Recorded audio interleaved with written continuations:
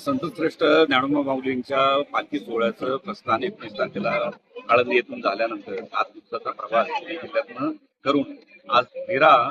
शिवतक्रार येथे दुपारचा विसावा घेतलेला आहे. त्यांचा प्रसाद किंवा भोजन झालेलं आहे आणि आता माऊलींचं प्रस्थान थोड्याच वेळामध्ये पुणे जिल्ह्यातून साताराकडे नीरा नदी ओलांडल्यानंतर लगेच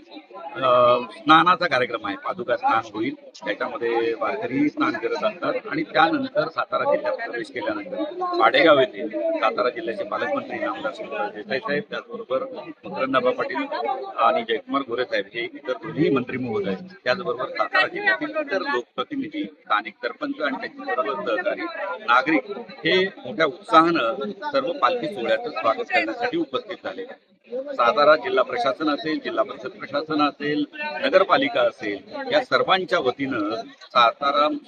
जिल्ह्यामध्ये वेगवेगळ्या ठिकाणी जे 4 मुक्काम आहेत त्या सर्व ठिकाणी विसाव्यांच्या ठिकाणी वारकऱ्यांसाठी वेगवेगळ्या सेवांचा किंवा सुविधांची व्यवस्था करण्यात आली. आमचा हा प्रयत्न असणार आहे की येणाऱ्या वारकऱ्यांना कुठेही कोशिश लागू नये, त्यांना सर्व सेवा मिळाव्यात आणि ही वारी आनंददायी व्हावी, आरोग्यदायी व्हावी, हरित वारी व्हावी, निर्मल वारी व्हावी आणि हा वारकरी आपल्या विठुरायाच्या दर्शनासाठी सुखरूपपणे